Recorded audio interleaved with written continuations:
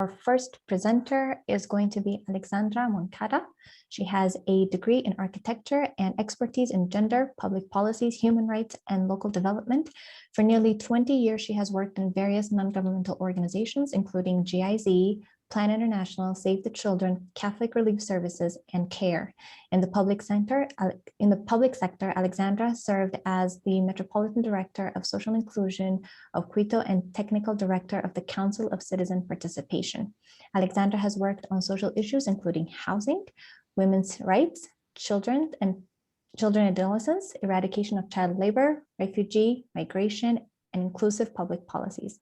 For the past 12 years, she has led the implementation of migration and refugee programs in Colombia, Venezuela, and Ecuador with Catholic Relief Services and CARE. Since November 2017, she has served as the director of CARE Ecuador and is part of the CARE regional leadership team. We're so glad to have her as our panel speaker. Alexandra, please take away. Thank you very much. And good morning, good evening, everybody. I am delighted and honored to be part of this webinar.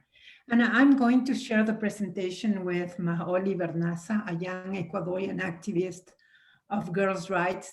And then we will present a short video with the testimony of Jalisca, who walked from her natal Venezuela to Ecuador, fleeing from hunger and violence.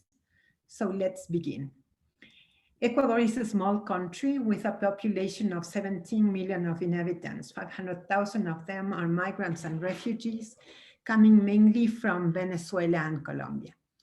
Being one of the most economically unequal regions in the world, Latin America has been hardly hit by the COVID pandemic. The numbers of COVID cases in Ecuador are always a matter of controversy. We regret to have one of the highest mortality rates, and a level of contagion continues at the rise. The vaccination process has been delayed, is chaotic and unfair. Not all frontline health workers or teachers have received a vaccine so far, and food producers, migrants, and refugees are not even considered in the vaccination plans. Ecuador is highly dependent on primary exports and remittances, and economic informality and a large concentration of low-income labor force. The pandemic is pushing more families into a poverty and food insecurity. It has also increased an overload on care work for women. Even before the pandemic, women dedicated about 22 hours per week more than men did to unpaid care work. Social norms and practices in Ecuador continue to affect women. Almost 7 of every 10 women are faced gender-based violence. Between January and November 2020, there were 100 victims of femicide, and more than 70% of these cases were committed by their partners or relatives. From March 2020 to March 2021, near 115,000 calls for help to the GBV hotline were registered nationwide. Because people are confined, they cannot turn to their support networks for help. Women and girls who live in rural areas, who work informally, migrants and refugees, have fewer resources, access to proper information, or trust to disclose their cases and call for help. So in Ecuador, we need to change this game for girls. Now I'm pleased to pass the mic to Maholi. Please, the next slide. Maholi is 16 years old. She's a leader of the National Network of Organizations of Children and Adolescents in Ecuador.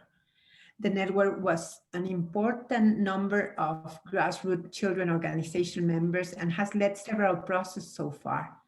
A consultation with more than 20,000 children and adolescents during the pandemic about their priorities, the Girls' Shadow Report for the CDAO in Ecuador, and built an agenda with children and adolescents' priorities for the new government that will take office next May 24 in Ecuador.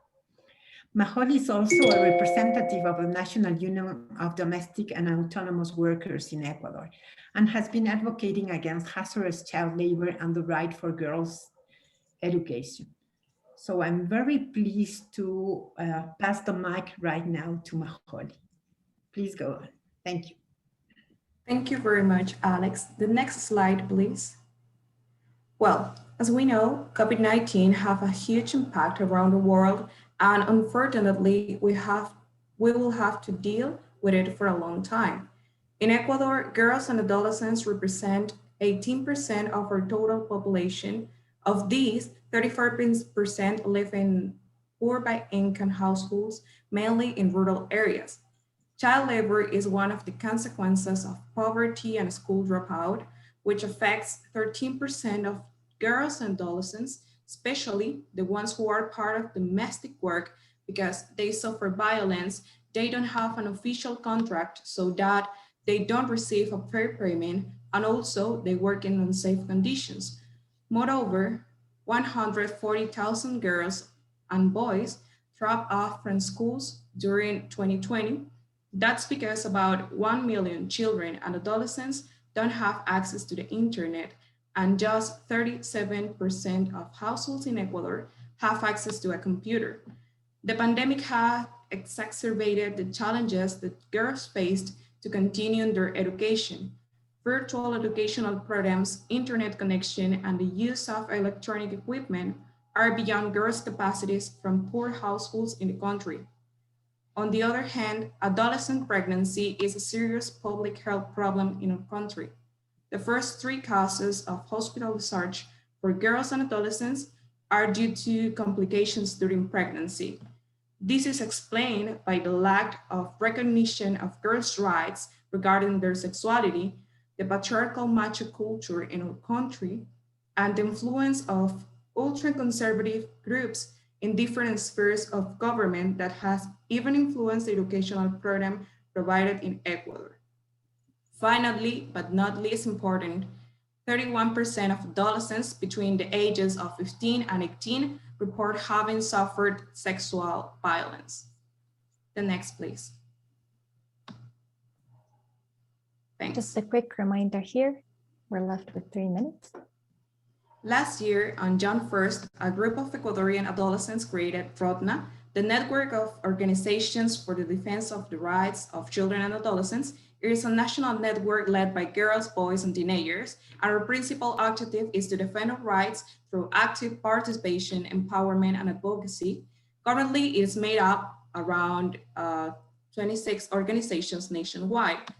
RODDNA, with the support of CARE and other organizations, developed the national agenda for girls, boys, and adolescents, proposing to the state to assume responsibility for the protections and guarantee of childhood and adolescents' rights in different sectors with clear proposals.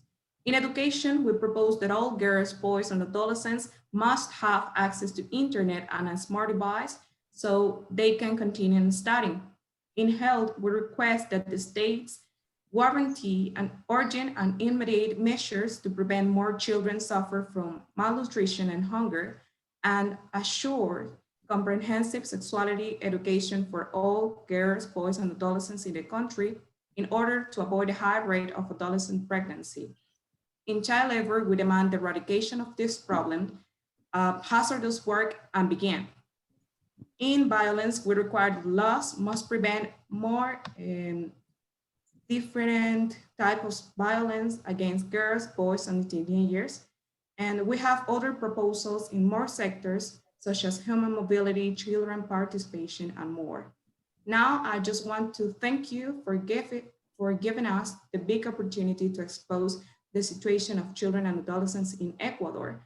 And I invite you to continue supporting organizations like RODDNA for helping us to make a positive change in the actual and future generations. Thank you so much. Thank you. Thank you so much. Buenos días, mi nombre es Alexandra Moncada. Yo les vengo a hablar un poco de cómo la pandemia ha afectado nuestra vida cotidiana.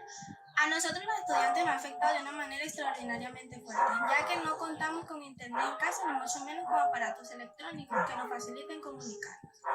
También ha afectado a la salud, ya que cuando queremos ir al hospital con una enfermedad nos dicen que solo es para atención COVID.